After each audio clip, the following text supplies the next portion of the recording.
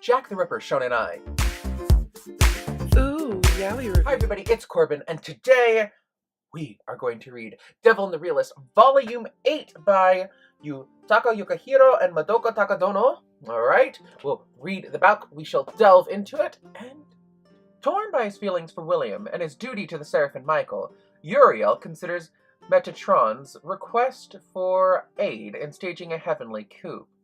In the meantime, Demon Detalion, Citri, and Camille call a temporary truce as they work to show William who his butler really is. During a trip to London, William runs into the real Kevin Cecile, as well as terrifying denizens of the big city.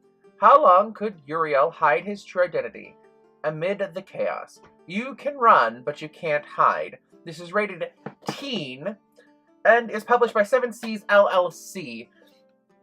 Now, let's start with the art. The art is absolutely amazing. If you look at the cover art, let me open up the inside.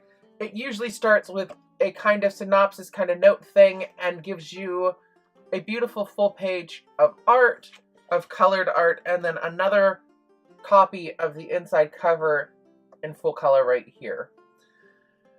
The art style is absolutely flawless in that way. It is definitely a shonen, though there is no nudity, there is no sex in this whatsoever.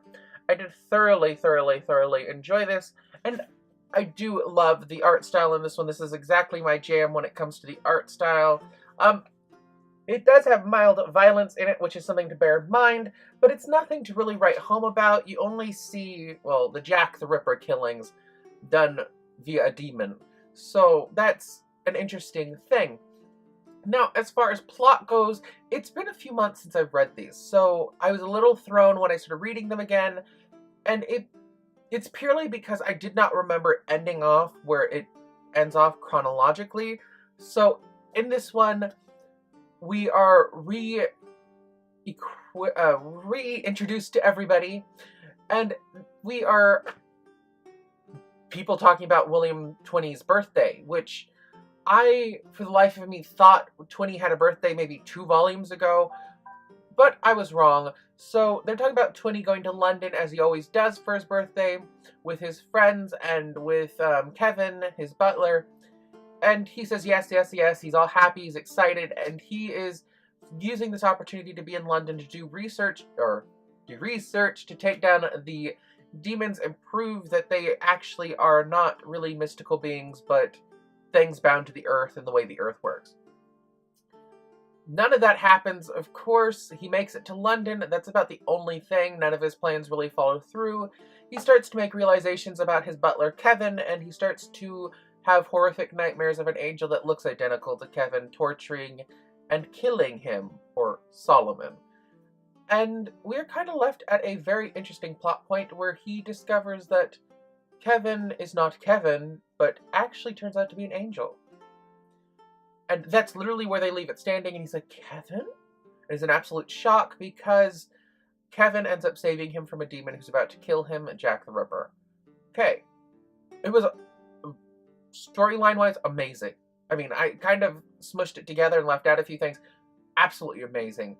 Loved the story, loved the involvement. It kept you fascinated at what was going on. I thoroughly enjoyed it.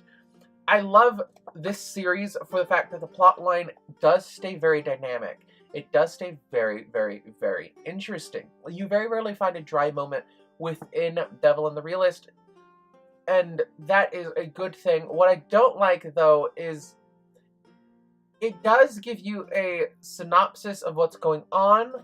The synopsis is super duper short, so if you, like me, haven't read it for a few months, let's see if I can find it. It gives you a synopsis right here, which is right after the little title page saying Devils and the Realist. It gives you enough to spark up your memory. It gives you nice character little summaries, so it gives you that chance, but it's not enough for me, really. I would like to have had a little more explained than what it does, but it just explains what happened in the last volume, which is the thing. Now, the next thing I'd like to really talk about with this one is this plot is starting to get a little thin and starting to become a little more one track. Before you used to get boom, boom, boom, boom, boom, and you'll get 6 things happening.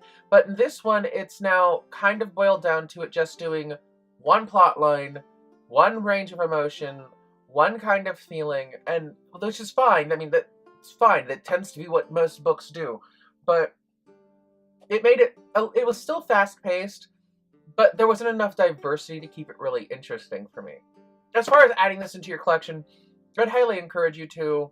Now, it has been brought to my attention this isn't exactly a yaoi, but in the first volume, if you read it, there is a huge yaoi moment, and that's one of the reasons I'm adding this in there, and it's one of the reasons I'm also saying it's a gateway to people who are curious about yaoi. It's not bablam yaoi, it is entertainment with slight gay subtext and glitter thrown everywhere. So that's something to check out. If you guys have questions or comments, shoot them down below. Give me a thumbs up, a like, and share this with a friend who likes yaoi, and I will talk to you guys later. Bye. Do you like what you see? Then... subscribe!